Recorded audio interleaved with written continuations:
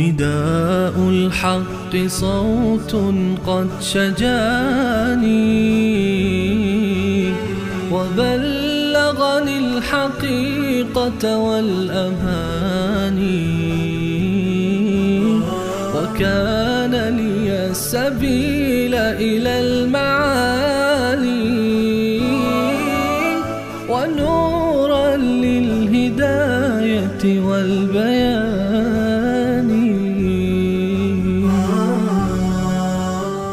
بسم الله الرحمن الرحيم.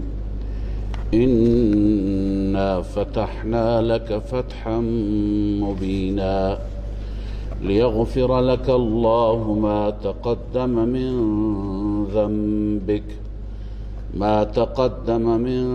ذنبك وما تأخر ويتم نعمته عليك ويهديك صراطا مستقيما وينصرك الله نصرا عزيزا. صدق الله. اللهم صل على سيدنا محمد. سبحانك لا علم لنا إلا ما علمتنا إنك أنت العليم.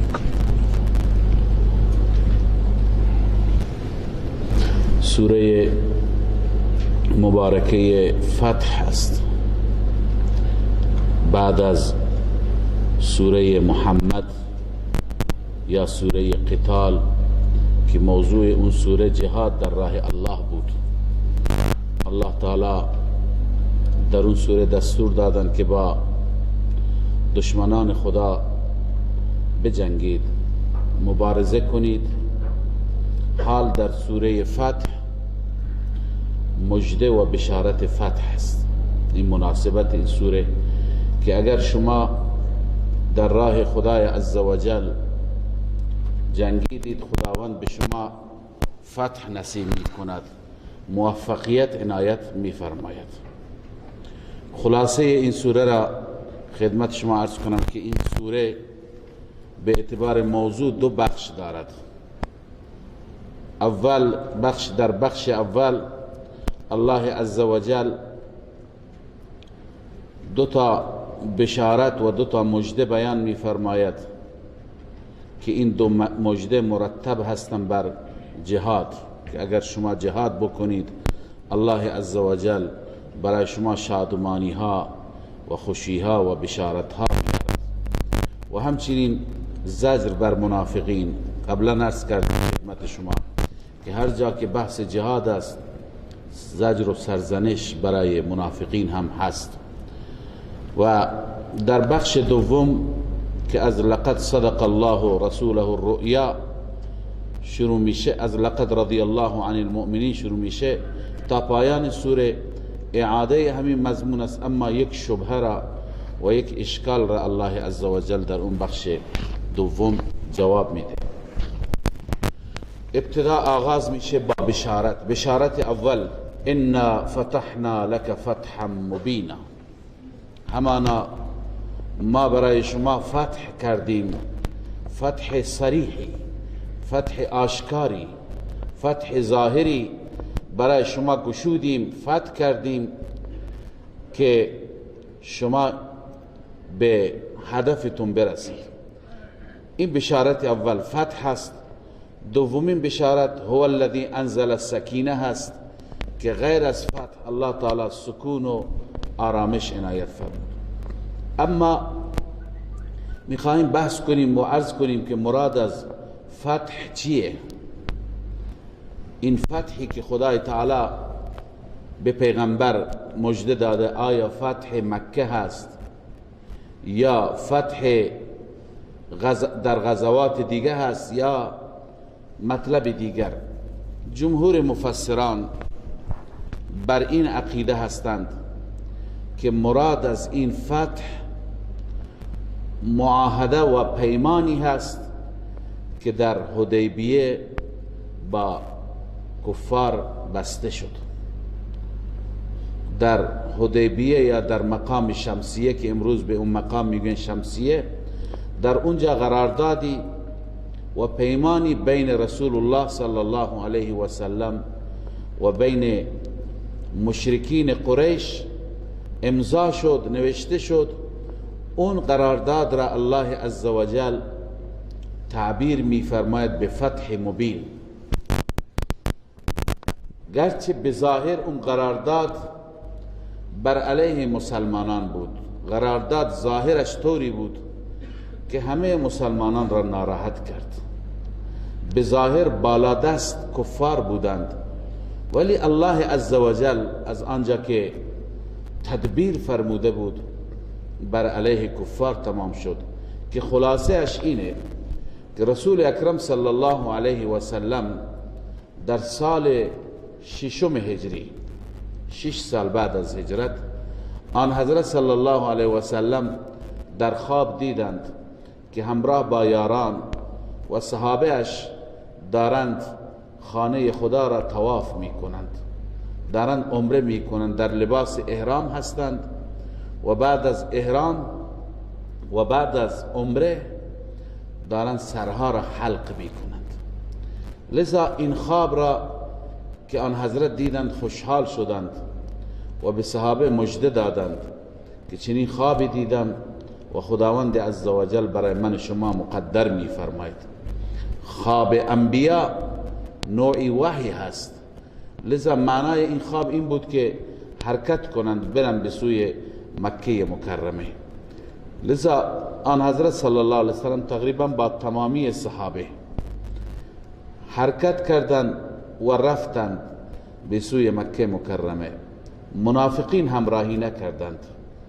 بظاهر این سفر با اسبابی که در اون روز بود، با شرایطی که اون روزها داشت، این سفر مناسبی نبود، چون که چندین جنگ بین سپاه اسلام و سپاه کفر اتفاق افتاده بود و از دو طرف چندین نفر کشته شده بودند.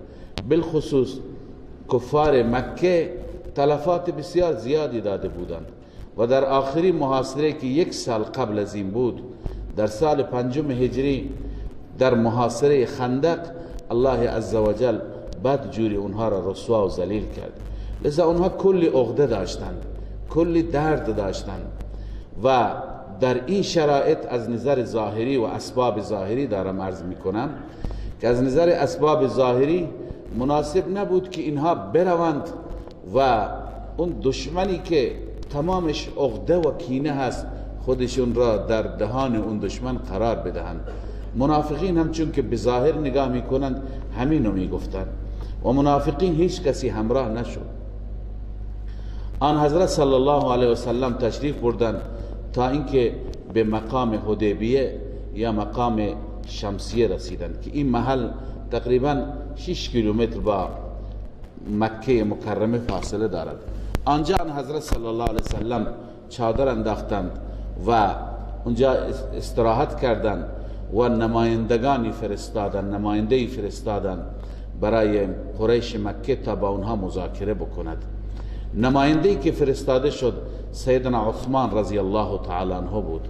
سیدنا عثمان وقتی که رفت، مشرکین بسیار برآشفته شدند، بسیار ناراحت شدند و مشرکین گفتند ما به هیچ صورتی به شما اجازه نمیدهیم که شما بیایید و طواف بکنید. البته خود شما اگه میخواهید میتونید طواف بکنید، ولی پیغمبر و همراهانش را ما اجازه نمیدهیم. حضرت عثمان رضی الله تعالی عنه قبول نکرد، انکار کرد و سیدنا عثمان رضی الله تعالی عنه گفت که من بدون پیامبر محبوب خدا من طواف نمی کنم. علی ای حال از طرفی به سمع مسلمانان و گوش مسلمانان رساندند که سیدنا عثمان را شهید کردند. آن حضرت صلی الله علیه وسلم بسیار ناراحت شدند و صحابه را جمع کردند در همین مقام حدیبیه زیر درختی آن حضرت صلی الله علیه وسلم با صحابه بیعت کردند. بیعت بر جهاد بود، بیعت بر انتقام خون سیدنا عثمان رضی الله تعالی عنه بود. این در واقع محکی بود که مشرکین زدن میخواستن ببینند عکس العمل را، واکنش را میخواستن ببینند. وقتی که احساس کردند که واکنش بسیار سخت است و مسلمان ها با یک قدرتی و با یک روحیه بسیار بالایی آمادگی دارند که انتقام بگیرند، بعدا واقعیت را رساندند که سیدنا عثمان رضی الله تعالی عنه کشته نشده. و علی ای حال آن حضرت صلی الله علیه وسلم با همه بیعت کردند که این بیعت را بیعت الرضوان میگویند و در این سوره از این بیعت یاد شده. و چون تنها کسی که غایب بود عثمان بود، آن حضرت صلی الله علیه وسلم دست چپ خودشون را به نمایندگی از دست عثمان قرار دادند و با دست راست بیعت کردند. به هر حال بعد از اون مشرکین چاره ای نداشتند که با رسول الله صلی الله علیه و سلم مذاکره بکنند. بنابراین یکی از بزرگان را به نام سهیل ابن عمرو که حضرت سهیل بعدا مسلمان شد، اما در این زمان بسیار سرسختانه مذاکره کرد و مبارزه کرد، او را فرستادند. وقتی که سهیل آمد به آن حضرت گفتند که نماینده مشرکان آمده و آن حضرت پرسید چه کسی است؟ گفتند که سهیل است. کلمه سهیل و نام سهیل از ماده سهل گرفته شده، سهل به معنی آسانی. آن حضرت صلی الله علیه وسلم آمدن ایشون را به نیکفالی گرفتند، گفتند که پس خداوند امر ما را سهل می فرماید، کار ما را آسان می گرداند. به هر حال مذاکره شروع شد و در مذاکره اونها شرایطی گذاشته بودند که این شرایط بسیار ناگوار بودند و قابل تحمل نبودند، برای تمام صحابه قابل تحمل نبودند. اما آن حضرت صلی الله علیه وسلم از آنجا که ارتباط با عالم بالا داشت و ارتباط با وحی داشت، آن حضرت صلی الله علیه وسلم شرایط را پذیرفتند. یکی از شرایط که شرایط ناگوار و نامناسبی بود به ظاهر این بود که هر کسی که از ما مشرکین مسلمان میشه و میاد به طرف شما وظیفه‌تون هست او را برگردانید.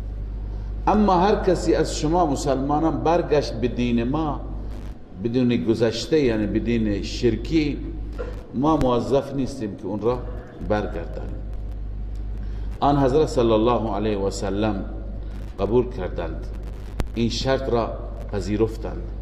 دومی شرط که از اون هم سخت‌تر بود این بود که شما امسال اجازه ندارید عمره بکنید، امسال برگردید دست خالی برگردید، سال آینده یک سال بعد سال هفتم شما میتونید که بیاید عمره کنید، امسال نمیذاریم.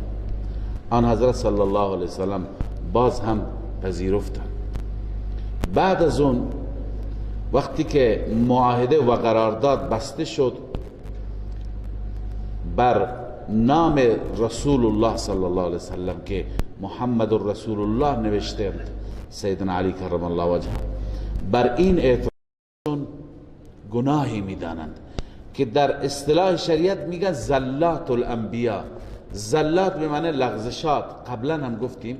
مثلا کسی لغزش میخورد، میرود یه جای گلولای هست میفته، خب عمدن نافتاد، یه جای برف است لیز میخورد میفته، این خطاً، عرض کنم که خطاً هست، عمدن نیست این افتادن. لذا زلات این نوع کارهای خلاف اولا را میگن که گاهی پیامبران عرض کنم که بدون اراده انجام میدهند، اونها را برای خودشون حتی گناه میدانستن، گرچه فی الحقیقه گناه نیستن. و یتم نعمته علیک، و خداوند نعمتش را بر تو تکمیل میکند. و یهدیک صراطا مستقیما، تو را راهنمایی میفرماید به صراط مستقیم، یعنی به برکت این فتح خداوند نعمتهای بیکرانی بر شما عنایت میفرماید. و ینصرک الله نصرا عزیزا، الله شما را یاری میکند، شما را نصرت میکند، نصرتی غالب، نصرتی که شما پیروز میشید. خب حال این بشارت اول بود، بشارت اول فتح. بشارت دوم سکینه. مسلمانان وقتی که ناراحت شدند الله عزوجل اونها را سکینه و آرامش داد. اون بشارت را ذکر می فرماید هو الذی انزل السکینة فی قلوب المؤمنین. الله آن ذاتی هست که سکینه و آرامش را نازل فرمود در قلوب المؤمنین، در قلوب مؤمنین نه در قلوب مشرکین منافقین. هدف از سکینه چی بود؟ لیزدادوا ایمانا مع ایمانهم، تاکه خداوند بیفزاید ایمانی همراه با ایمانشان. مفسرین نوشتن ای یقینا مع یقینهم، اونا از قبل یقین داشتن، خدا به وسیله این سکینه یقینشون را بیشتر قرار داد، یقینشون بیشتر بشه، برسوخ العقیدة و اطمینان النفس علیها، عقیدهشون محکمتر و اطمینان و نفس بیشتر. ولله جنود السماوات والارض. سکینه را که خداوند نازل می فرماید به وسیله فرشتگان نازل می فرماید. الله عزوجل می فرماید که دو نوع لشکر دارم، دو نوع لشکریان هستند، لشکریان آسمانی و لشکریان زمینی. علما نوشتند لشکریان آسمانی فرشتگان هستند و لشکریان زمینی صحابه رسول الله صلی الله علیه وسلم هستند. الله تعریفشون میکنه هر دو گروه را. ولله جنود السماوات والارض. الله لشکریانی دارد هم در آسمان ها و هم در زمین. و کان الله علیما حکیما. الله علیم هست، همه چیز را میداند و کارهایش از روی حکمت است. هر فیصله و هر مقدری که میفرماید از روی حکمت است. لیدخل المؤمنین والمؤمنات. این نتیجه سکینه هست. سکینه و آرامش که بر قلب مؤمنین میآید، مؤمنین آرامش پیدا میکنند، بر ایمان و عقیده ثابت قدم میمانند. بعد از ثبات قدم الله عزوجل اونها را بهشت نصیب میفرماید.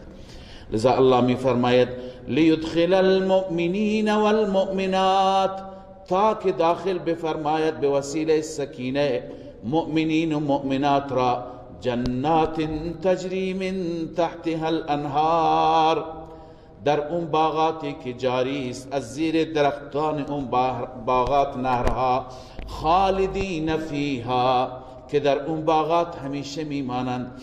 و یکفر عنهم سیئاتهم، الله کفاره سیئات می فرماید از آنها، یعنی گناهانشون را رب العالمین هم معاف می فرماید. و کان ذلک عند الله فوزا عظیما. این چیز یعنی فضیلت ورود به بهشت و کفاره سیئات نزد الله عزوجل موفقیت بزرگی هست، فوز و فلاح بسیار عظیمی هست. خدای عزوجل هر فتحی که بیاورد برای دوستان مژده هست، برای دشمنان ناراحت کننده هست. لذا دوستان صحابه از این فتح خوشنود شدند، به وسیله این خدای عزوجل منافقین و مشرکین را شکنجه میدهد. و یعذب المنافقین والمنافقات، و همچنین الله عذاب میده منافقین و منافقات را، والمشرکین والمشرکات، مشرکین و مشرکات، مردان مشرک، زنان مشرک. کدوم مشرکات؟ الظانین بالله ظن السوء، اونهایی که به خدا نسبت به خدا گمان بد داشتن. ببین منافقین هم گمانشون بد بود، فکر نمی کردن خدا کمک بکنه. اونا فکر می کردن که پیامبر وقتی که مکه بره دیگه سالم بر نمیگرده، صحابه دیگه سالم بر نمیگردن، به این خاطر یک نفر همراه نشد. مشرکین هم نسبت به خدا گمانهای بدی دارن، دیگران را خدا میدونن، دیگران را مشکل گشا میدانن. الله میفرماد علیهم دائره السوء، مصیبت های بد بر اونها باد. گمان بد که دارند و فکر میکنند مصیبت و مشکلات میآید، بر خودشون. و غضب الله علیهم، خداوند بر اونها غضب فرموده. و لعنهم، مورد لعن و نفرین قرارشون داده. و اعد لهم جهنم، و برایشان جهنم را آماده کرده. و ساءت مصیرا، جای رجوع بسیار بدی هست. الله عزوجل جمله گذشته را دوباره اعاده می فرماید. قبلا هم فرمود ولله جنود السماوات والارض، خداوند لشکریانی دارد آسمانی و زمینی، که عرض کردم لشکریان آسمانی ملائکه هستند و لشکریان زمینی صحابه هستند. لذا اعاده می فرماید برای چی؟ به خاطر ترغیب جهاد، چون از این به بعد بحث جهاد می آید و تشویق می فرماید جهاد را ادامه بدهید. لذا این دو لشکر را الله تعریف می فرماید.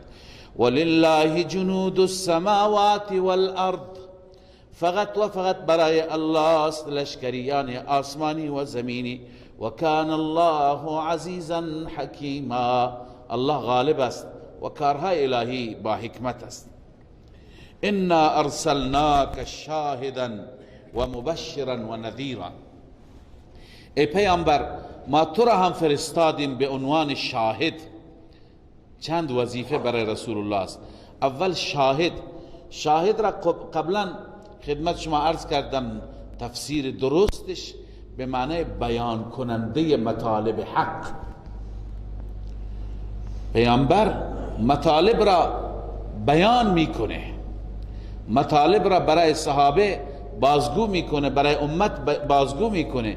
پس شاهد به معنی بیان کننده مطالب هست.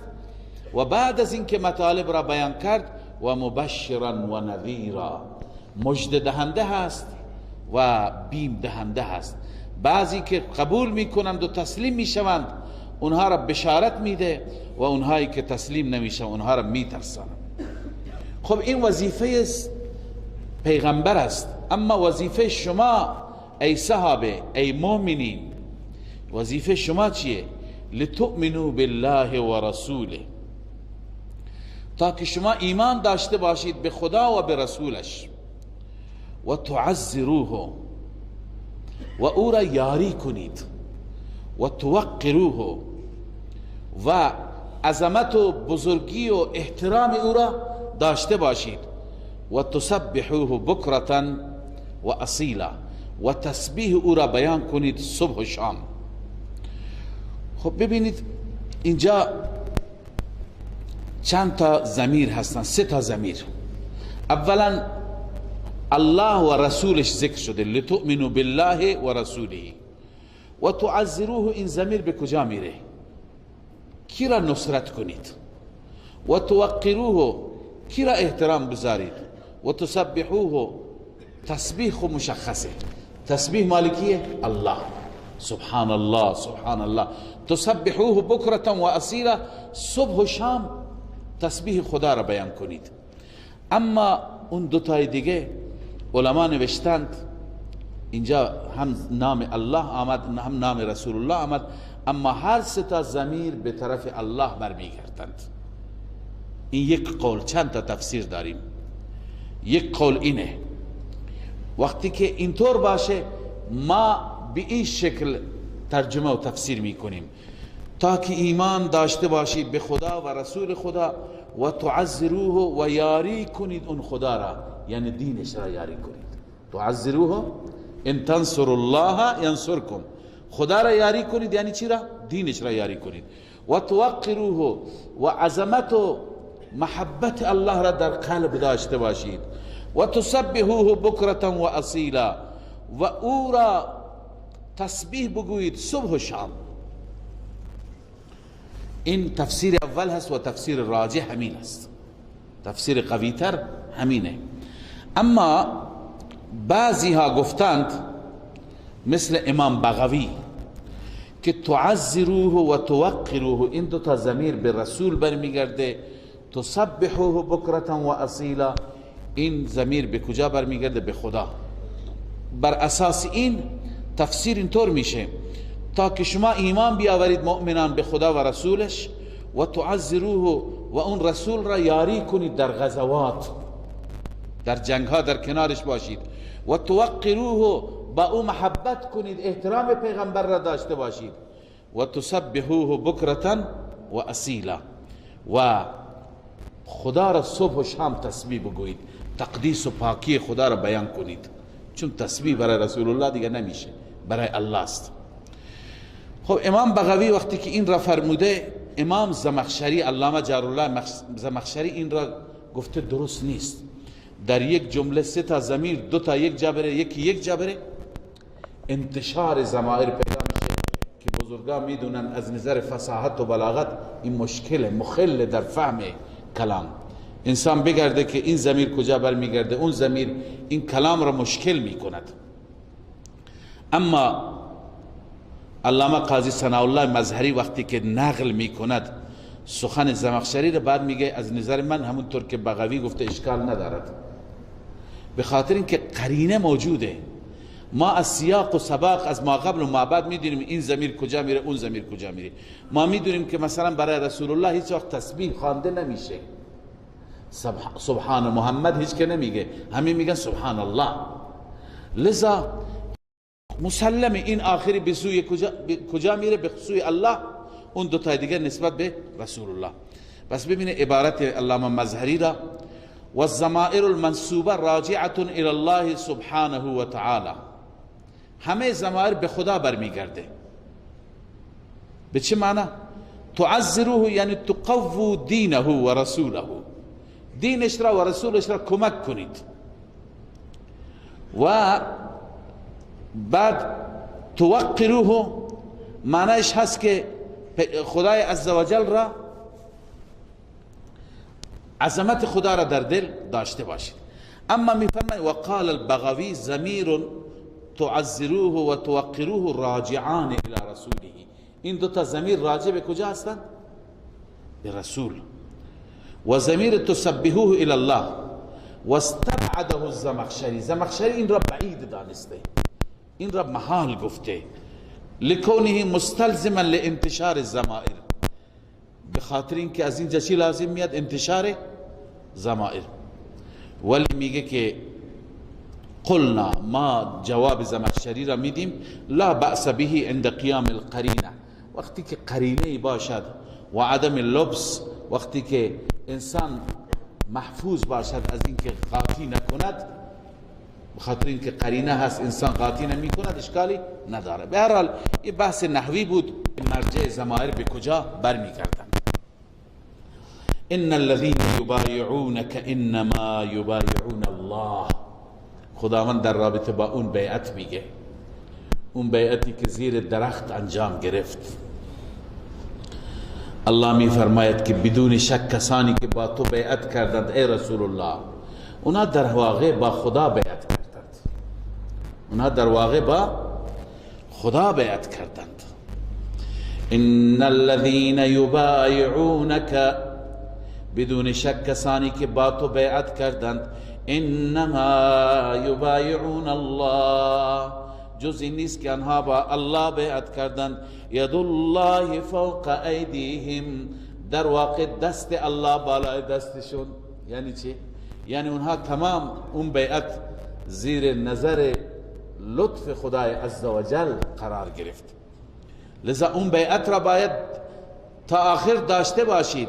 فمن نکث فانما ینکث علی نفسه، هر کسی اون بیعت را بشکند اون شکسته بر علیه خودش. و من اوفا بما عاهد علیه الله، هر کسی که وفا بکند به آنچه که عهد کرده بر آن با خدا، عهد کرده خدایا برای دینت تا آخر می جنگم، این عهده، فسیؤتیه اجرا عظیما، این عهد کننده را الله عزوجل اجر بسیار عظیم می بخشد. سیقول لك المخلفون من الاعراب، از اینجا به بعد زجر برای منافقین. منافقین دیدند که رسول الله صلی الله علیه وسلم صحیح سالم رفت مکه، سالم غانم برگشت و هیچی نشد، نه جنگی شد، نه درگیری شد، نه بینی کسی خون شد. البته این را خدمت شما عرض نکردم که در همین جریان حدیبیه یک موفقیت بزرگ خداوند به پیغمبرش داد که اون موفقیت باعث شد رعبی در دل مشرکین ایجاد بشه.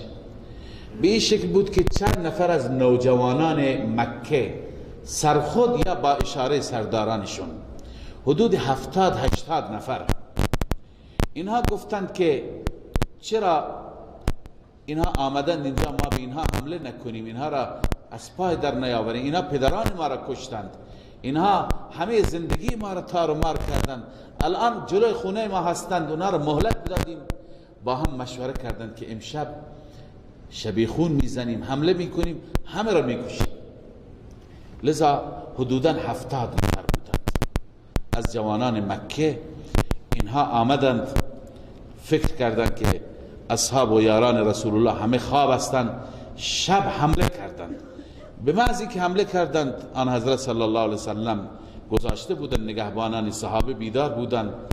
صحابه با یک ضد حمله همه اینها را دستگیر کردند، همه این جوانای بی تجربه را خل سلاح کردند، دستگیر کردند، بستند، آوردند خدمت رسول الله صلی الله علیه وسلم. آن حضرت صلی الله علیه وسلم میخواستند حسن نیت نشون بدن، آن حضرت اینها را آزاد کرد. این که دستگیر شدند و آزاد شدند در آیه شریفه هم اشاره شده. این یک رعب خاصی در وجود مشرکین قرار داد. الله می فرماید سیقول لك المخلفون من الاعراب. مخلفون یعنی اونهایی که پشت سر ماندند از اعرابی ها، دهاتی ها، منظور منافقین هستند.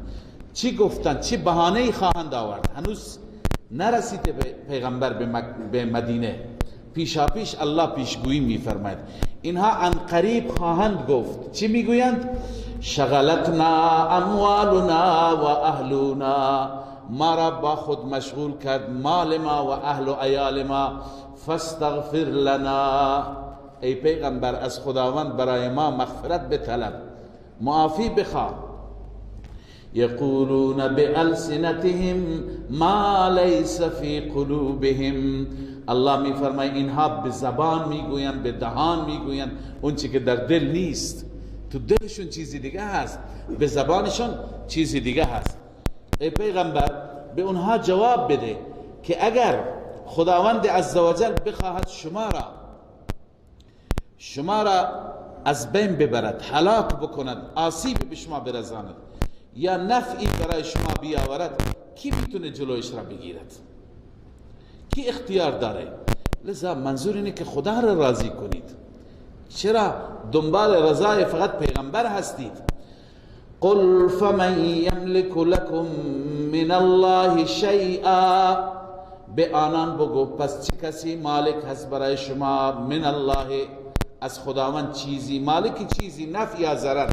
مثلا ان اراد بكم ضرا او اراد بكم نفعا، اگر الله بخواهد برای شما ضرری بیاورد یا الله بخواهد برای شما نفعی بیاورد، چه کسی میتواند اختیار داره که جلوی ضرر و نفع خدا را بگیرد؟ بل کان الله بما تعملون خبیرا، بلکه خداوند به اون چه که شما عمل میکنی خبر دارد. لذا بهانه نیارید، میگید ما مشغول بودیم با گوسفندانمون، ما مشغول بودیم با از کنم نخل خرما، مشغول بودیم با اهل و عیال و بچه ها مشغول بودیم. اصل دیگه بود. الله اینجا واقعیت را میفرماید. اصل این بود که شما فکر نمی کردید که پیغمبر از اونجا سالم برمیگرده. بل ظننتم ان لن ينقلب الرسول والمؤمنون الى اهلیهم ابدا، بلکه شما میپنداشتید، شما گمان میکردید هرگز بر نمیگردد رسول صلی الله علیه و سلم و مؤمنان به سوی اهل و عیالشان ابدا، هرگز بر نمیگردد. شما اینطور فکر میکردید و خوش هم بودید. و زین ذلک فی قلوبکم، این در دلهای شما آراسته شده بود، یعنی یک تصور بسیار زیبایی بود، خوش بودید که اینها میرن دیگه بر نمیگردن، اینها از پای در میاد، اینها را مردم مکه از بین میبرند. شما خوش بودید و همچنین فکر میکردید. اما الله میفرماد و ظننتم ظن السوء، شما گمان میکردی گمان بد. الله تدبیر دیگه میفرماید و کنتم قوما بورا، شما بودید قوم هلاک شده. بور به معنی هلاکت، یعنی به دلیل خیاناتی که شما انجام دادید، خیانات کفریه، شما اید هلاک شده. پیغمبر ما هلاک نمیشه با صحابهش. لذا این رسوایی شما در این دنیا و در اون دنیا. و من لم یؤمن بالله و رسوله، هر کسی ایمان نیاورد به خدا و رسولش، فإنا اعتدنا للکافرین سعیرا، همانا ما آماده کردیم برای کافران جهنم را. سعیر میگوین آتش شعله زن را، آتش شعله ور را. لذا در این دنیا این رسوایی و در اون دنیا اون آتش نصیب شما. و باز الله عزوجل علت را هم بیان می‌فرماید و این دلیل قدرت خدا هم است. ولله ملک السماوات والارض، فقط و فقط برای الله است پادشاهی آسمان ها و زمین. یغفر لمن یشاء، کسی را که الله بخواهد میبخشد. و یعذب من یشاء، هر کسی را که الله بخواهد هم عذاب میده. و کان الله غفورا رحیما، این ترغیب توبه هست. خداوند بخشاینده و مهربان است، اگر توبه بکنید هم خدا شما را میبخشد با وجود این کارشکنیتون. سیقول المخلفون اذا انطلقتم الى مغانم، وقتی که رسول الله صلی الله علیه وسلم از حدیبیه برگشتن به طرف مکه، به طرف مدینه، هنوز نرسیده بودن که این آیات نازل شد. خدای عزوجل مژده داد، بشارت داد که بعد از این یک معرکه دیگری و یک درگیری دیگری اتفاق میفته، غنایم بسیار زیادی گیر شما میاد. ولی اون غنایم را از الان در همین سوره، در همین زمان خداوند وعده داد و فرمود فقط همین یارانی که با تو هستند همینها با شما همراه باشد، دیگه کسی با شما حق نداره همراه بشه. اون غنایم غنایم خیبر بود.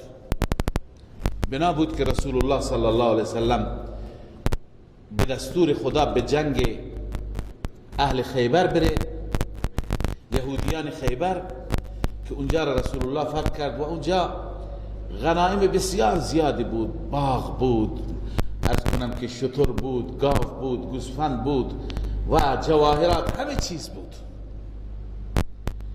اونجا مشرکین میدونستند که هر وقت پیغمبر بره، شرایطی که یهود خیبر داشتند شرایط خوبی نبود، قطعا پیغمبر اونجا پیروز میشه. مثلا خیلی دلشون میخواست اونجا برند با پیغمبر همراه باشند.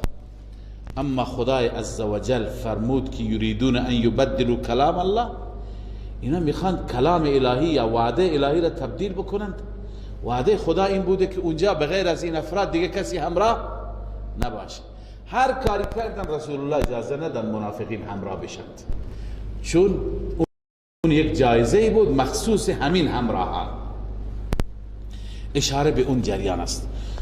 سیقول المخلفون اذا انطلقتم، ان قریب میگویم به شما مخلفون، اونایی که پشت سر ماندند، عقب ماندند و به حدیبیه نیامدند. اذا انطلقتم الى مغانم، زمانی که شما بروید به سوی غنیمت ها، یعنی غنایم خیبر، لتأخذوها، تا که اون غنیمت ها را بگیرید. چی میگویند؟ ذرونا نتبعکم، ما را بگذارید ما دنبال کنیم، شما را پیروی کنیم، ما با شما بیاییم. قل لن یریدون ان یبدلوا کلام الله، اینا با این حرفشون میخوان کلام الهی را یا وعده الهی را تبدیل بکنند. وعده خدا چی بود؟ که فقط مؤمنین نه منافقین. قل لن تتبعونا، ای پیامبر به آنان بگو هرگز شما ما را دنبال نمی کنید. کذالکم قال الله من قبل، این چنین خداوند از قبل از این دستور داده، حکم فرموده فقط مجاهدین حدیبیه. فسیقولون بل تحسدوننا، اعتراض مخلفین، شما که اینطور بگویید اونها حتما خواهند گفت، ان قریب خواهند گفت شما با ما حسد میکنید. بل تحسدوننا، الله عز وجل می فرماید بحث حسد نیست، بل کانوا لا یفقهون الا قلیلا، بلکه اینها نمیفهمند مگر اندک میفهمند. اینا نمیفهمند که الله عز وجل چه چیزی مد نظر دارد. خداوند عز وجل می فرماید به اینها بگو شما در خیبر با ما همراه نیستید، اما اگر خیلی عشق جهاد دارید، علاقه به جهاد دارید، بعد از این ما با اقوام بسیار بزرگ و جنگجو روبرو میشیم، اونجا شما همراه بشید. اونجا شما اگر واقعا مخلصید، مؤمنید، شما اونجا همراه بشید. اون اقوام کیا هستند عرض میکنم.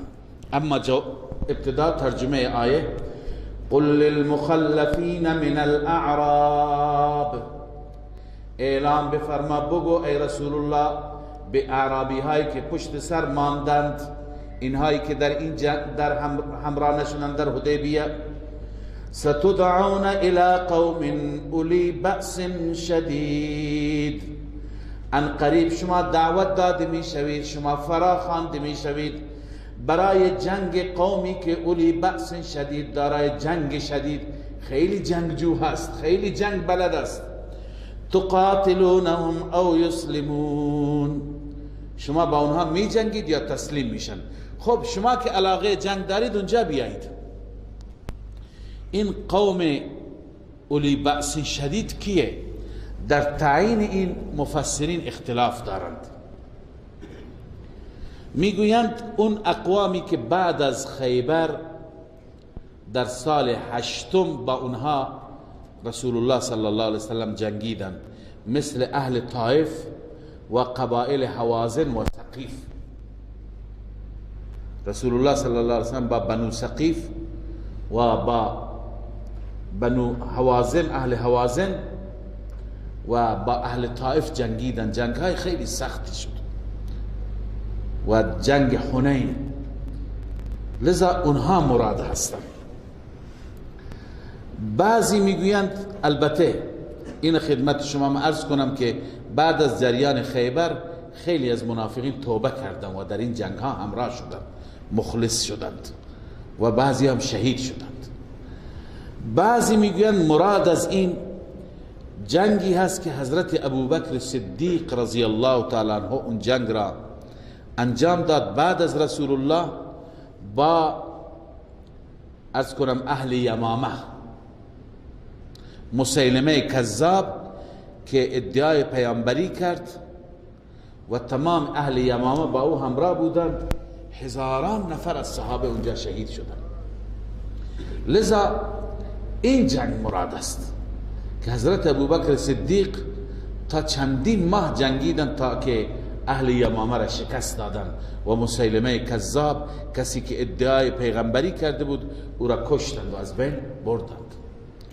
لذا بعضی میگن مراد ابوبکر و سپاه ابوبکر است که بر علیه اهل یمامه بود، و بعضی میگویند که اشاره به سوی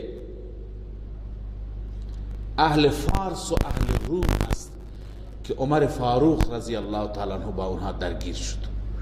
خداوند میفرماید بندگان من، یا اشاره به ابوبکر است یا عمر است، ان قریب با قومهای بسیار بزرگ و مردان جنگجو و تنومند درگیر میشوند. شما اگر واقعا مخلصید و خودتون رو آماده کنید برای اون وقت. علی ای حال، بعضی مفسرین میگن همه اینها میتونه مصداق باشه.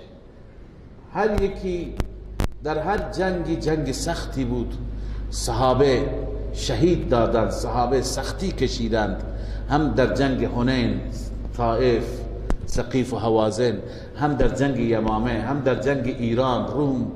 لذا همه اینها مردان جنگجو بودن که با اونها درگیر شدن. لذا الله می فرماید قل للمخلفین،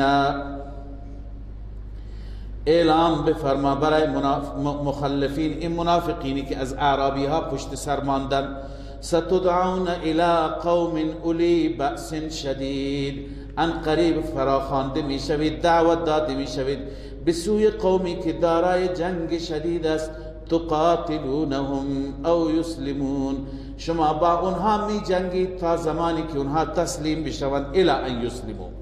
فَإِن تُطِيعُوا يُؤْتِكُمُ اللَّهُ اجرا حسنا، ای اعرابی ها اگر شما اطاعت کردید خداوند به شما اجر حسن می بخشد. و ان تتولوا، اگر شما اعراض کردید برگردید، کما تولیتم، همان گونه که الان اعراض کردید در حدیبیه با رسول الله همراه نشدید، اگر اعراض کردید، یعذبکم عذابا الیما، الله شما را عذاب میده، عذاب دردناک. اما در اون جنگ ها معذورین استثناء هستند. کسی اگر فلجه، کسی مریضه، کسی چشم نداره، اینا استثناء. لیس علی الاعمى حرج، بر اعما حرج نیست، اون کسی که نابینا است اون حرجی نیست اگر نباشه. ولا علی الاعرج حرج، و نه بر اعراج، اونی که لنگ هست از پاش میلنگد، اونم لازم نیست در جنگ همراه بشه. ولا علی المریض حرج، و نه بر مریض، اونی که بیمار است. و من یطع الله و رسوله، الله عز و جل یک قاعده کلی بیان می‌فرماید، مدار موفقیت و نجات اینه، هر کسی اطاعت کند الله را و رسول را، یدخله جنات تجری، الله داخل می‌گرداند او را در بهشت، بهشت هایی که جاری است از زیر اونها نهرها. اما هر کسی که پشت بدهد، از اطاعت رسول اعراض کند، و من یتولا، هر کسی که برگردد روی گردانی کند، یعذبه عذابا الیما، خداوند او را عذاب میده، عذاب دردناک. لقد رضی الله عن المؤمنین اذ یبایعونک تحت الشجره، بخش دوم سوره هست. در این بخش بیشتر فضیلت صحابه هست، یاران رسول الله صلی الله علیه و سلم، اعلام رضایت الله عز و جل. خداوند از همه اینها اعلام رضایت کرد. اینها تمام صحابه اون زمان همینا بودند، 1400 نفر، مهاجرین، انصار، سابقین، بعدیها همه بودند. لذا الله عز و جل با چه کلماتی، کسانی که قواعد عربی را بلد هستند میدونن که لام برای تاکید است، قد هم برای تحقیق است، تاکید بر تاکید. یعنی ما میتونیم بگیم هیچ شک نکن، باور کن، بدون شک اینطور است. خداوند با تأکید و با تحقیق اعلام رضایت فرموده، چون خدا میدوند نسبت به صحابه در آینده کسانی چی خواهند گفت. لذا برای بستن دهان اونها الله عز و جل با تحقیق و با تأکید اعلام رضایت میکند از صحابه رسول الله صلی الله علیه و سلم. خوشا به حال این صحابه که الله از اونها راضی است. دنیا راضی میشه یا نشه؟ الله از اونها راضی شد. الله میفرماید لقد رضی الله، البته به تحقیق الله راضی شد، عن المؤمنین، از مؤمنین. سبب رضا چی هست؟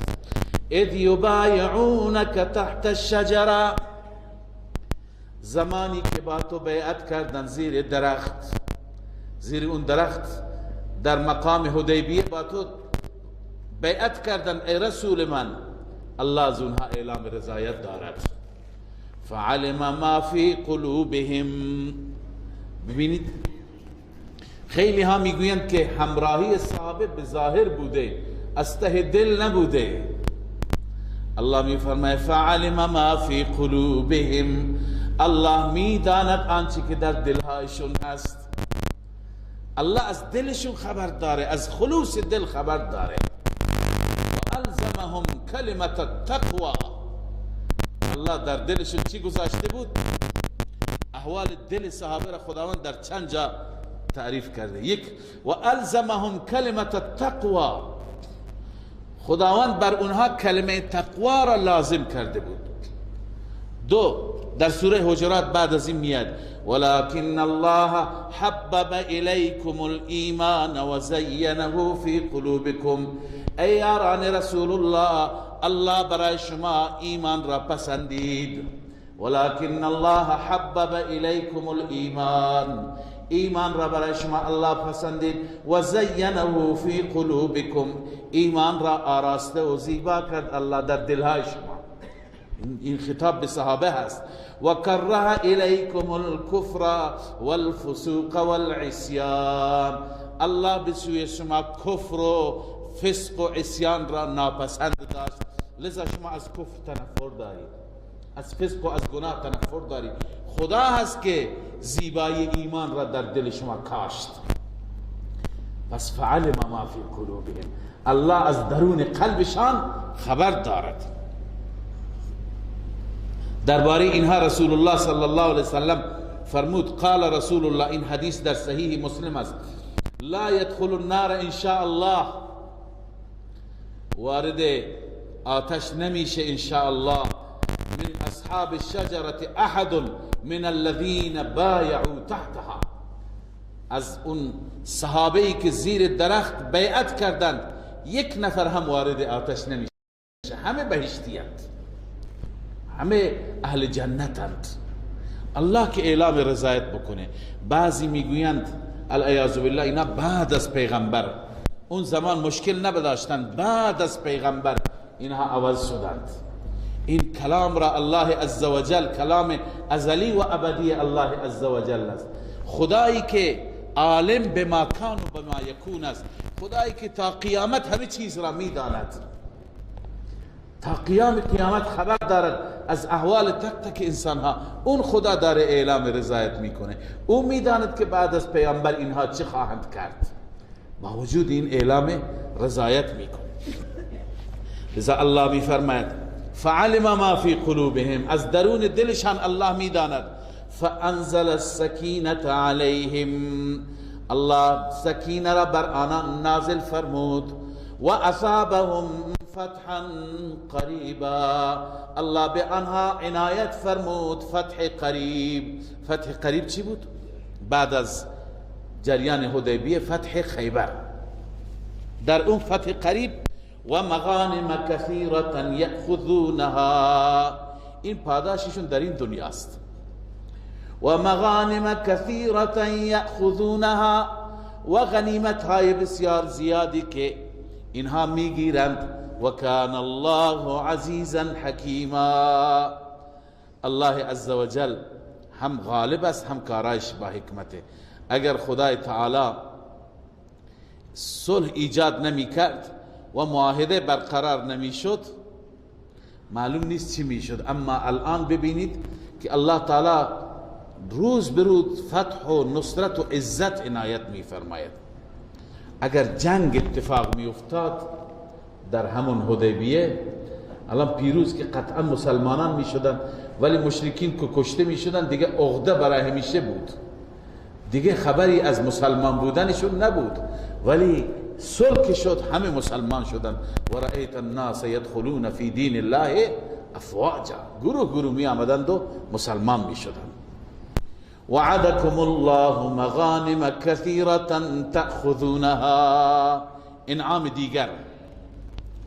تنها این نعمت، این غنائم خیبر نیستند، الله با شما وعده کرده غنیمت های زیادی که شما میگیرید. فعجل لكم هذه، خداوند به صورت نقد اینها را به شما داد. تعجیل به صورت نقد اینها را به شما تقدیم کرد. و کف ایدی الناس عنکم، و دست مردم را از شما باز داشت. دست مردم، قبیله یهود اهل خیبر دو تا حلیف داشتند، دو قوم بودند که با اونها پیمان داشتند، یکی بنو اسد یکی بنو غطفان. اونها میخواستن به یاری اهل خیبر بیاند، ولی خداوند چنان وحشتی در دلشون انداخت که از مسیر برگشتند، ترسیدند. لذا اشاره به اون است کف ایدی الناس عنکم. بعضی گفتن اشاره به اون جوانهایی هست که در حدیبیه حمله کردند و دستگیر شدند، ولی نه، اونا بحثشون بعدا میاد. ولتکون آیه للمؤمنین، الله این فتح را به شما داد تا علامتی برای مؤمنان باشد. و یهدیکم صراطا مستقیما، الله شما را راهنمایی میکند به صراط مستقیم، به راه راست. و اخرى لم تقدروا عليها قد احاط الله بها. اخرى یعنی فتوحات اخرى، غنائم اخرى. خداوند فتوحات دیگری و غنیمت‌های دیگری هم برای شما آماده کرده که لم تقدروا علیها، شما هنوز بر اونها قدرت پیدا نکردید. منظور تمام معرکه هایی که بعد از خیبر بودند، معرکه حنین بود، فتح مکه بود، طائف و حوازن بودند. قد احاط الله بها، همه را خداوند احاطه کرده و یک یک به دست شما میدهد. و کان الله علی کل شیء قدیر، الله بر هر چیز قادر و توانمند است. الله عزوجل فرمود که کارهای من با حکمت است، و الا اگر اهل مکه با شما می جنگیدن هم پشت می دادن، فرار می کردن، ولی تو اون فرار خیری نبود، تو این صلح خیر بود.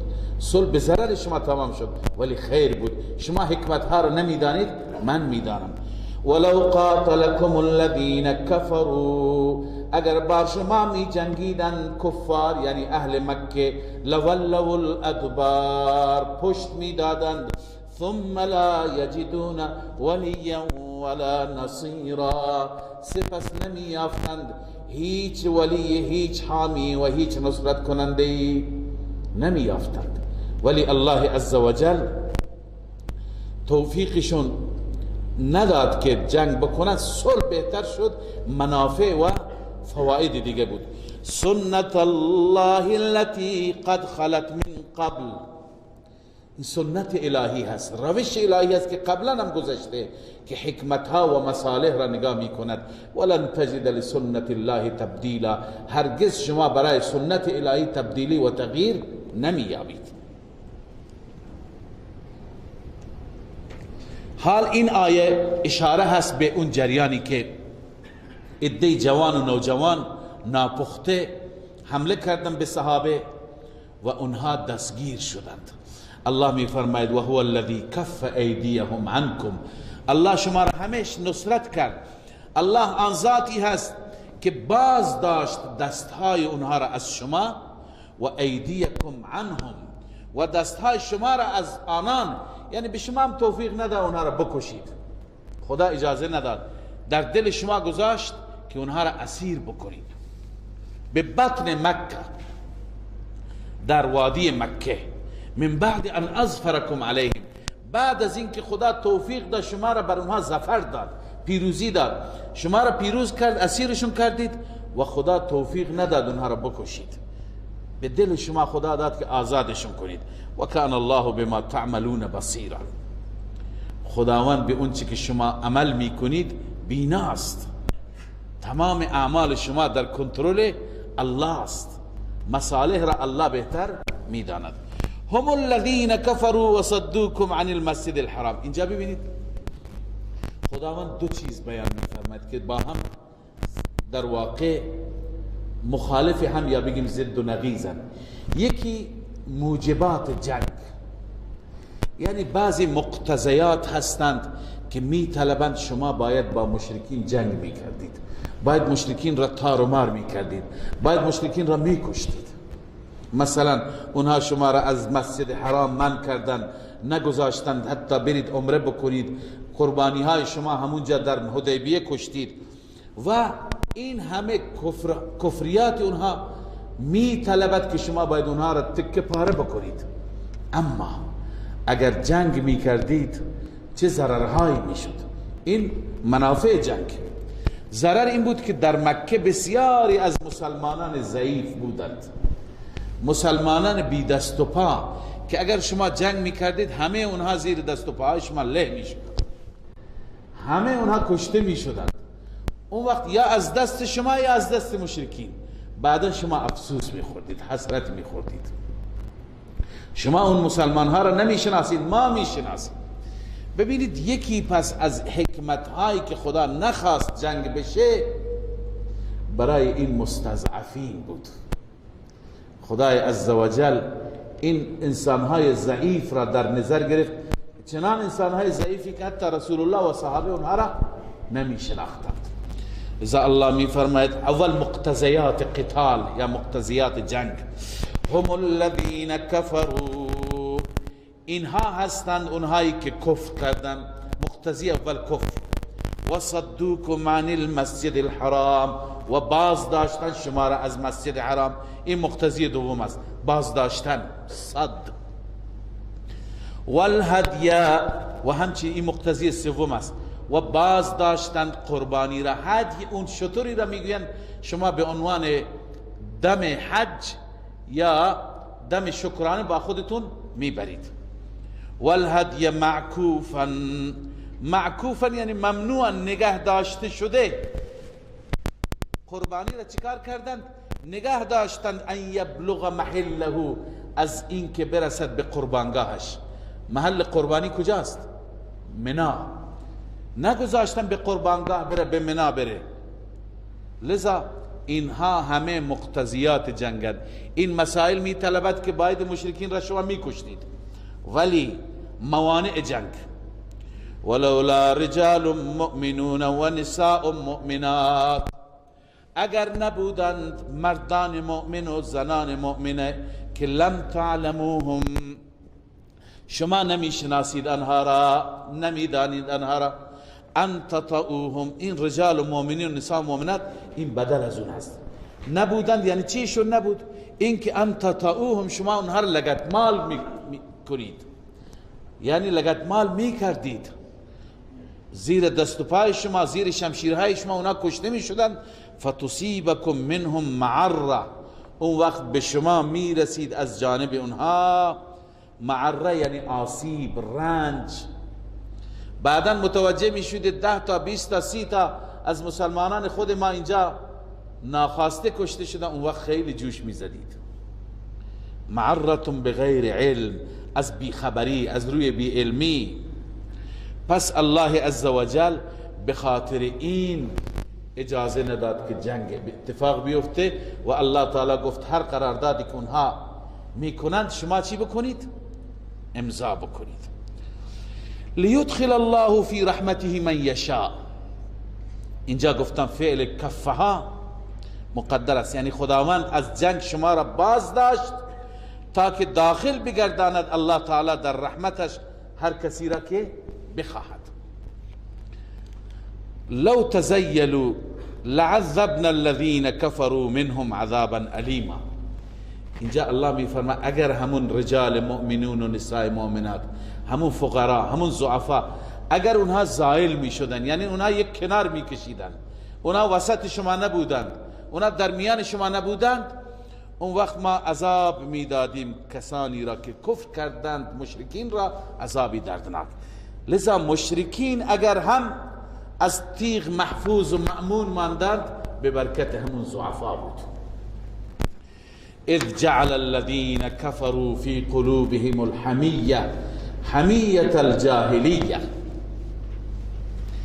این اذ جعل الذين متعلق لعذبنا است. الله می فرماید ما عذاب می دادیم مشرکین را. چه وقت؟ زمانی که جعل الذين كفروا، قرار دادن مشرکین کفار، فی قلوبهم الحمیه، در دلهایشون غرور را، در دلشون همش غرور بود. حمیت الجاهلیه، غرور جاهلیت. می گفتن حرف باید حرف ما باشه، امسال نباید اینها عمره بکنند. خب در مقابل غرور جاهلیت نباید که غرور اسلامی باشد، اونجا مصلحت نبود. الله می فرماید فانزل الله سکینته علی رسوله، الله سکینه و آرامش را نازل کرد بر رسولش تا اینکه اینها عصبانی نشند. و علی المؤمنین، و همچنین سکینه را الله نازل کرد بر مؤمنین و الزمهم کلمت التقوا. همون آیه که گفتم درباره صحابه است. خداوند مؤمنین را، رسول را ملزم کرد به کلمه تقوا. در دل اینها الله کلمه تقوا، پرهیزگاری، خدا ترسی را گذاشته بود. آیا اینها لیاقت این کلمه را داشتن؟ و کانوا احق بها و اهلها. از هر کسی اینها چی بودند؟ حقدارتر نسبت به کلمه تقوا و اهل کلمه تقوا بودند. و کان الله بكل شیء علیما. خداوند به هر چیز عالم است، هر چیز را میداند، مصالح را میداند. اینکه صحابه و قلوب صحابه را معدن تقوا قرار داد هم الله بهتر میداند. لقد صدق الله رسوله الرؤیا بالحق. این جواب یکی از اشکالات است که وارد میشه. اون اشکال اینه که پیغمبر خدا در خواب دید که داره خانه خدا را طواف میکنه، بعد تشریف برد رفت طواف نکرد، نگذاشتم برگشت. پس خواب تعبیر نشد، خواب راست در نیامد، در حالی که خواب انبیا چی هست؟ وحی. جوابش اینه، الله می فرماید که این خواب درست در آمد. خواب را الله عزوجل به پیغمبرش داده بود و خواب محقق شد، صدق پیدا کرد. چطور؟ خدا نگفته بود همون سال، خداوند نفرموده بود همون سال، بلکه خدای عزوجل در خواب وعده فرموده بود که چی؟ شما طواف میکنید. سال بعد شد، سال ششم نشد، سال هفتم شد. ولی اونجا که احرام و طواف و عمره نشد، دیگه منافع و دیگه برکات بیشتری شد که اونها به مراتب از عمره چی بودند؟ مهمتر بودند. لذا الله می فرماید لقد صدق الله رسوله الرؤیا بالحق. همانا راست کرد الله با رسولش رؤیاش را به حق، یعنی خداوند طبق وعده رؤیاش را عملی کرد. لتدخلن المسجد الحرام. هنوز وقتی که این آیه نازل شده هنوز عمره انجام نگرفته، الله وعده میکند طبق اون خواب لتدخلن المسجد الحرام، حتما شما داخل مسجد حرام میشوید. ان شاء الله، اگر الله بخواد، آمنین ایمن وارد میشوید، بدون غم، هیچ نوع خطری شما را تهدید نمی کنند، با امنیت. محلقین رؤوسکم و مقصرین، در حالی که سرهایتون را می تراشید یا موها را کوتاه می کنید. معلوم میشه که هم حلق جایزه، یعنی ماشین زدن و تیغ زدن به اصطلاح، هم قصر کوتاه کردن با قیچی جایزه وقتی که انسان برای حج یا عمره میره. ولی علما استدلال گرفتن که حلق افضل، چون اول آورده، اونی که بهتر باشه چی؟ اول میاره. اشارة الى فضل التحلیق من التقصیر. لا تخافون تفسیر آمنین است، یعنی شما حتما ان شاء الله وارد مسجد حرام میشوید، آمنین، لا تخافون، ایمن نمی ترسید. فعلم ما لم تعلموا، الله میدانست اون چیزی که شما نمیدانستید، لذا الله تمام برنامه ریزی ها را کرد.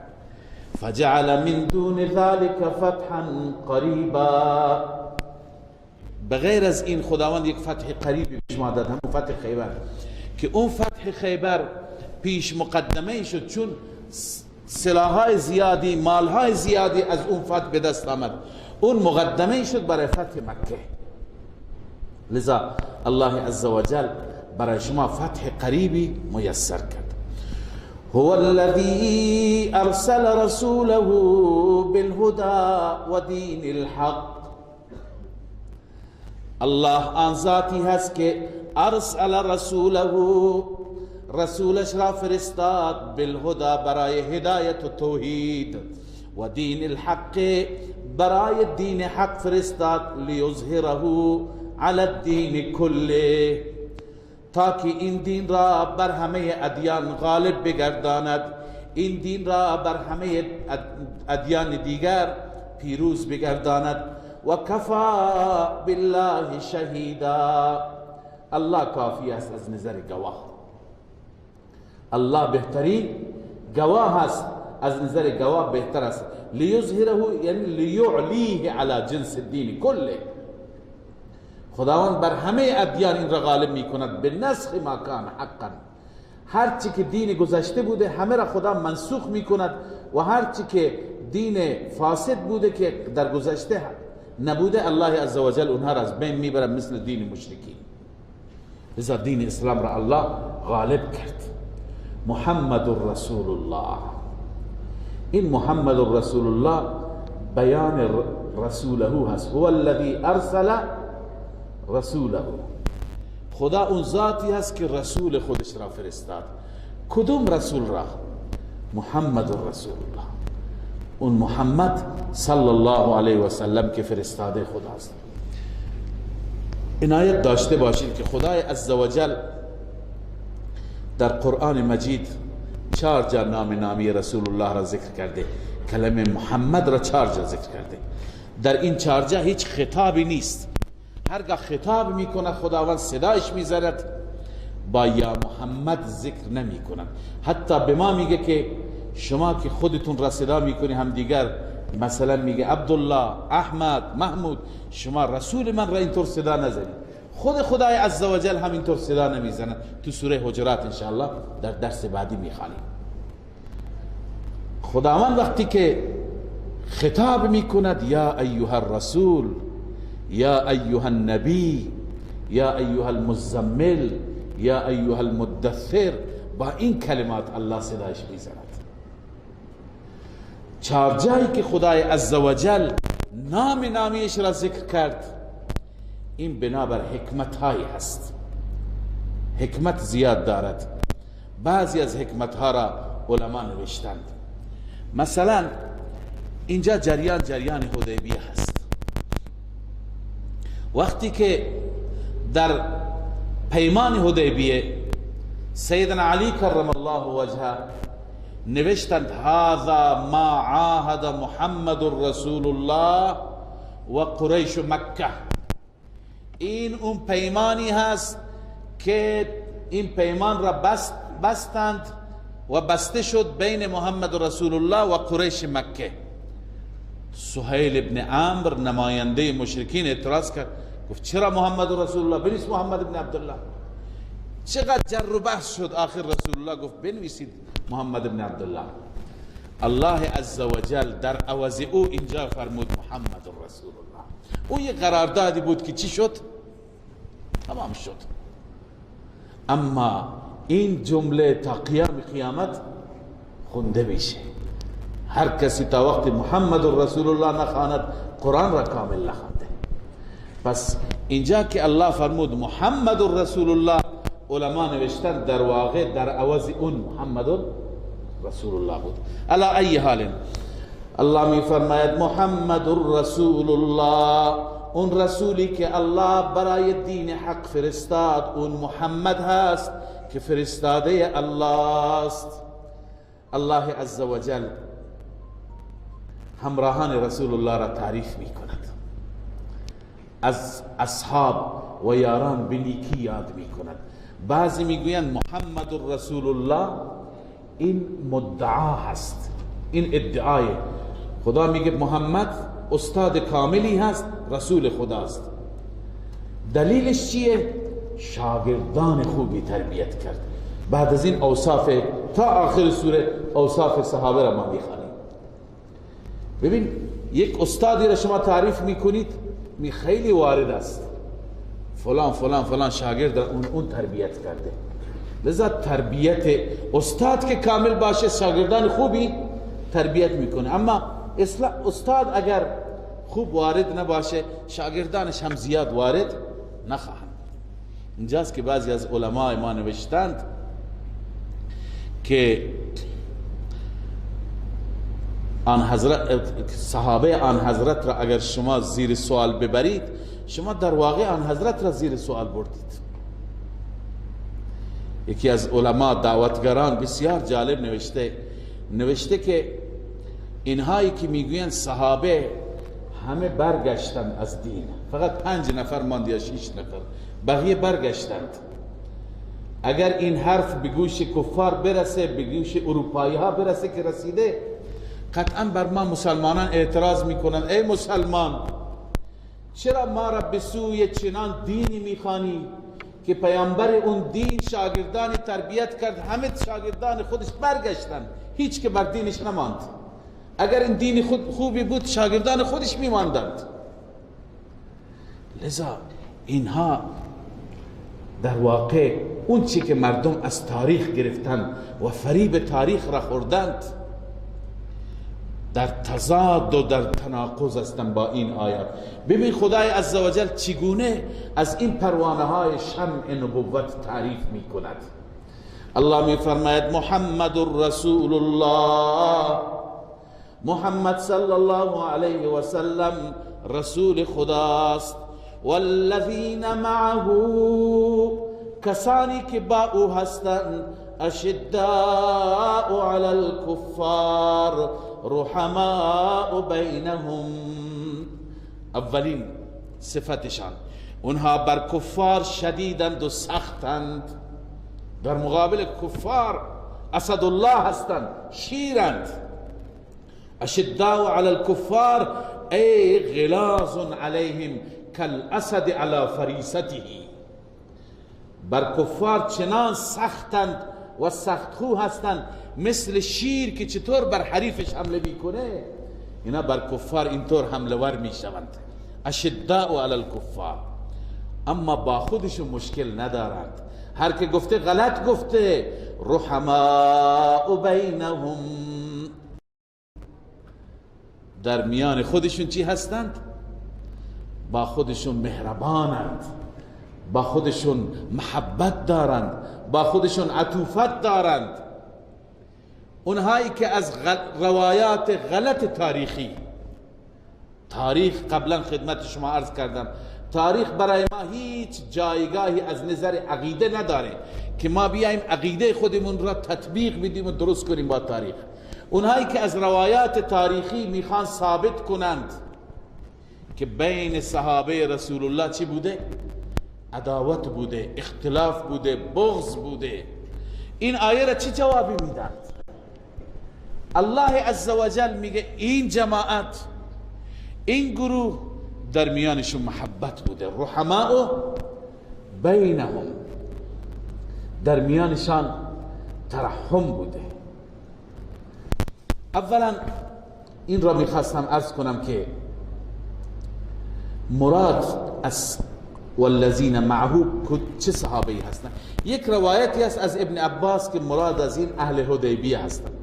خب اهل حدیبیه تمام مهاجرین و انصار بودند، اما جمهور میگه جمیع اصحاب محمد صلی الله علیه و سلم و رضی الله عنهم. روح المانی، تمام صحابه مصداق این آیه هستند. همه صحابه با هم محبت داشتند و با هم عرض کنم که ایثار و از خود گذشتگی. حال امکان داره شما سوال کنید که صحابه با هم درگیر شدن، جنگ های جمل، جنگ های صفین، صحابه با هم درگیر نشدن، گرچه باغیان بودن، منافقان بودن، به هم میانداختن. در این حالی که صحابه دو تا لشکر از صحابه با هم روبرو شدن، هم دیگر را تعریف میکردن. وقتی که به حضرت علی خبر دادن و مژده داد کسی که من طلحه را کشتم، حضرت علی او را مژده جهنم داد، گفت من تو را مژده جهنم میدم، من از رسول الله شنیدم که هر کسی این را بکشد به جهنم میره. چنان ناراحت شد. سیدنا معاویه رضی الله تعالی عنه با سیدنا علی اختلاف داشتن، اما وقتی که سپاه رومی ها متوجه شدن که میخواد حمله بکنه، معاویه به هرقل روم پیغام داد، گفت سوگند به خدایی که جانم در دست او است که اگر علی بر علیه شما قیام کند اولی سربازش من خواهم بود.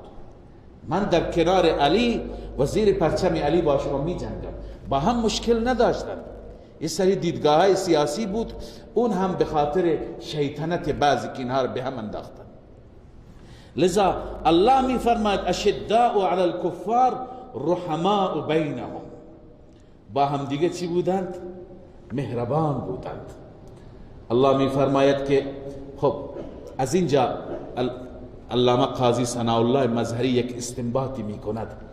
استنباط می کند که کسانی که فکر می کنند صحابه با هم بغض داشتند، با هم دیگه دشمن داشتند، به وسیله اون روایات باطل تاریخی می فرماید که این آیه را بخوانم: رغم انف الروافض الذين يزعمون ان اصحاب محمد كانوا يتباغضون، خلاف میل اونها، پوزه اونها به خاک بادا که فکر میکنه اینها با هم چی داشتند؟ بغض داشتند.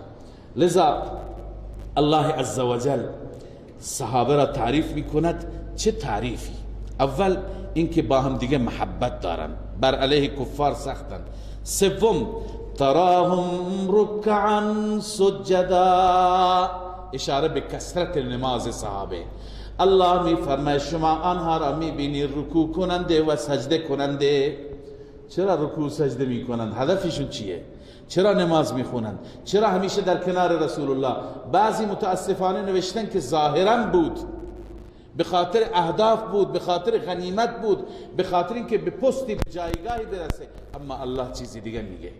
الله میفرماید یبتغون فضلا من الله و رضوانا، اونها طالب بودن، میطلبیدن فضلی را از جانب الله و رضا را، طالب رضای مولا بودن، طالب خوشنودی الله بودن، اونا هدف دیگر نداشتن. پس این شد اخلاص صحابه، شهادت اخلاص به زبان قرآن، طالب رضا بودن.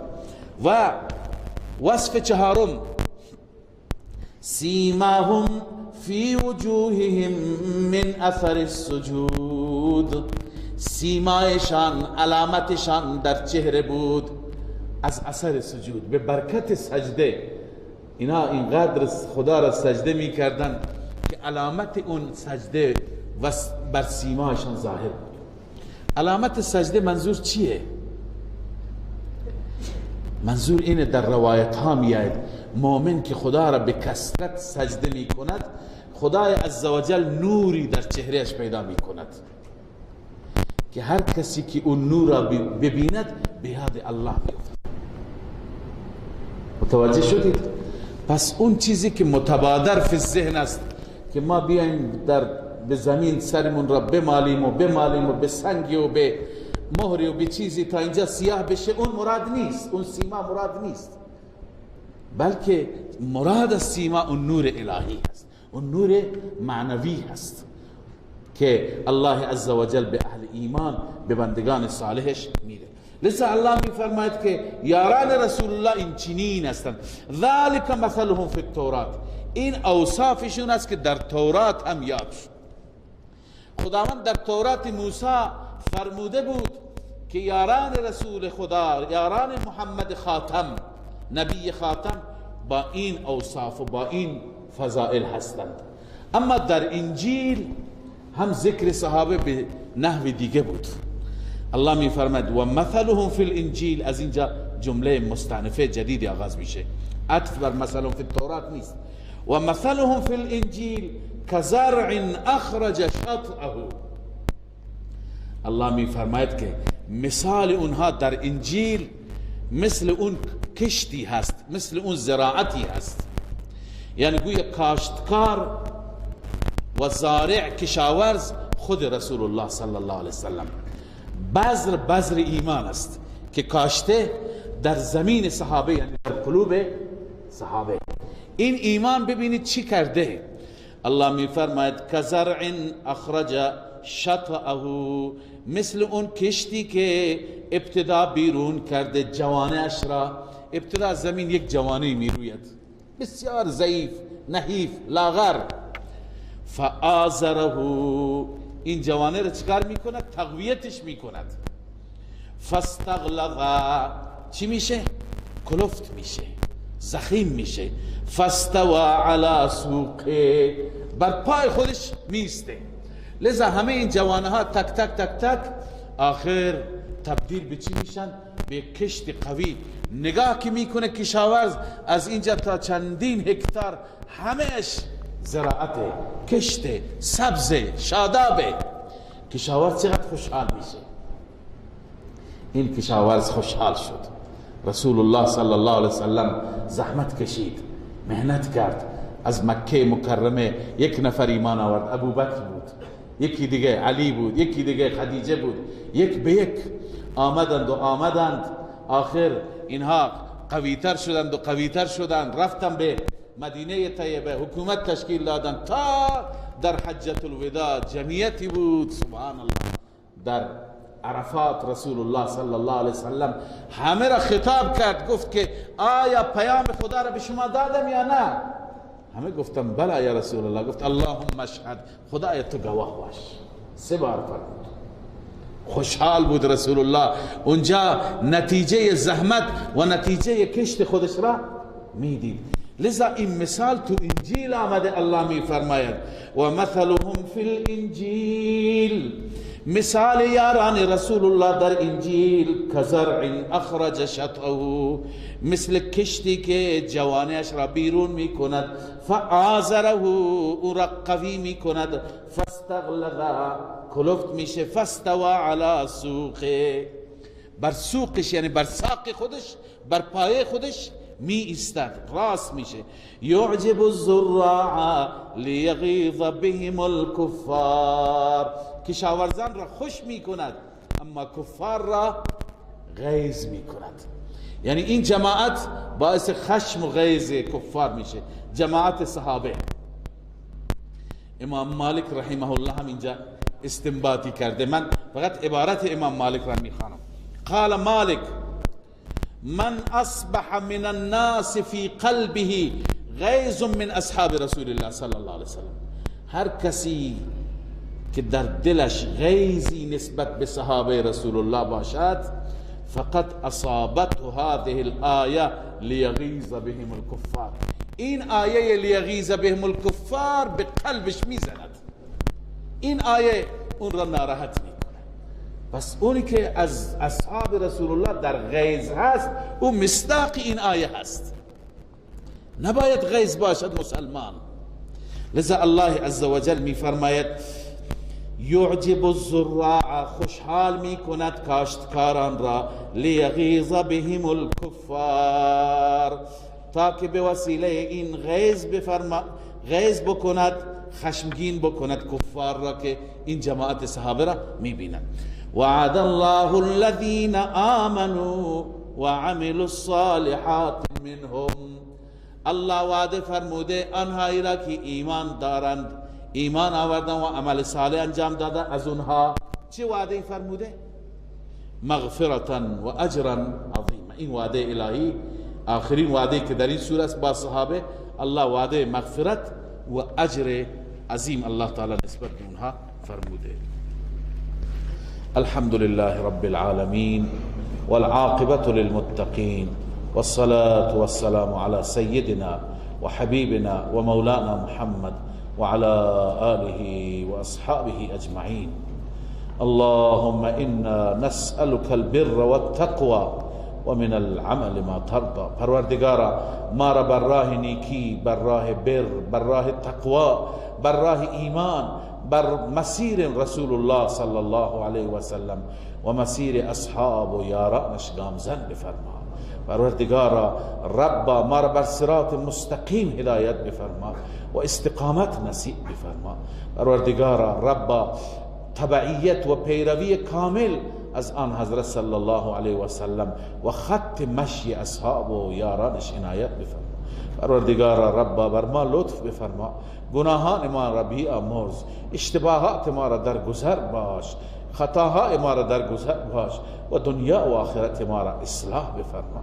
مشکلات ما را حل بفرما، مشکلات مسلمین را حل بفرما، همه نوع مشکلات دینی دنیوی را مرتفع بفرما، بیماران را عافیت عنایت بفرما، گذشتگان را غریق رحمت بفرما.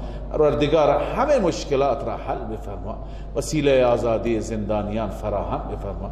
اله العالمین پروردگارا خاتمه ما با ایمان بفرما و آخرت ما را آباد بگردان. این درس را به بارگاه خودت قبول بفرما و اون چی که خیر است و اون چی که درست است بر زبان جاری بفرما. اخلاص نصیب بفرما، قبولیت عنایت بفرما. اله العالمین پروردگار ما را به رمضان برسان و از خیرات و برکات و توفیقات در رمضان همه ما را بهره‌مند بفرما. ربنا تقبل منا انك انت السميع العليم وتب علينا انك انت التواب الرحيم. آمين.